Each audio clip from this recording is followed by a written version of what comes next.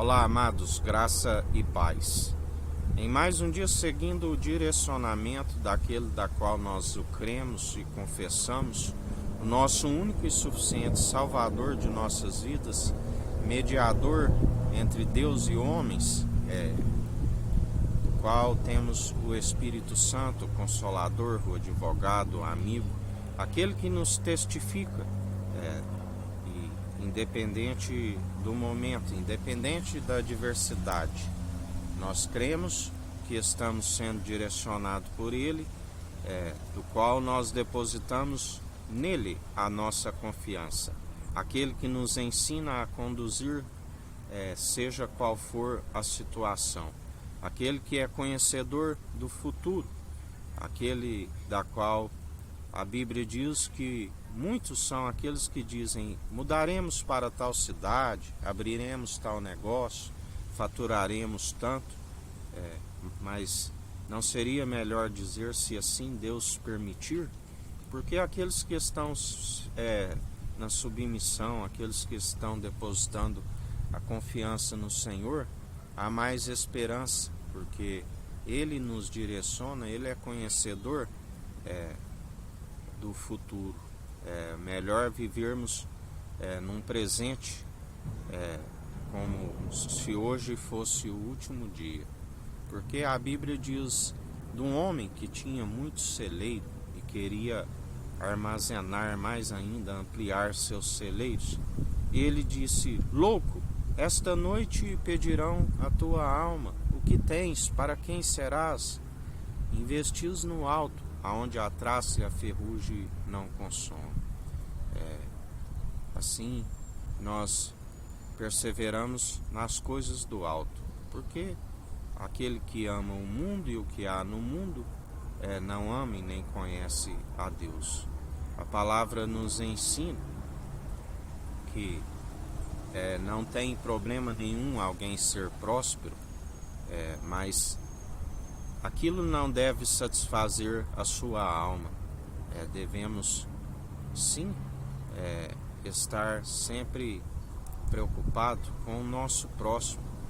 O segundo grande mandamento semelhante ao primeiro. O primeiro é em relação ao nosso Pai, o nosso Criador. Devemos amar Ele de todo o coração, jamais invocar a outros deuses que são impossíveis de os salvar, confiar naqueles do qual confiam em suas próprias imagens, aqueles que confiam num coração humano, enganoso, do qual ele disse quando se conheceu a ciência do bem e do mal: a Bíblia não diz que vós sois deuses, porque agora é como um de nós, mas existe o Senhor dos Senhores, Senhor dos Exércitos, existe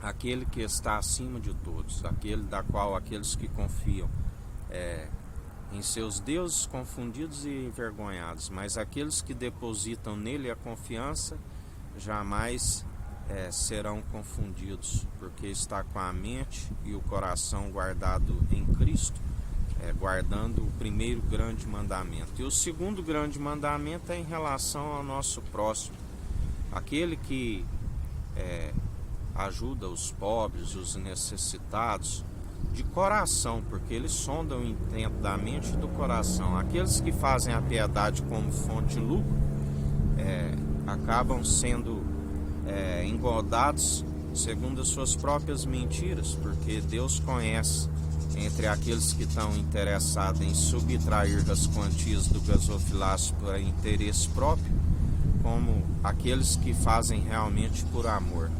Aqueles que fazem por amor serão grandemente recompensados, porque aquele que empresta para aquele que oferta na vida de um pobre, de um necessitado, é aquele que não usa da parcialidade, mas age segundo a imparcialidade, segundo a equidade, segundo a piedade como fonte de alegria.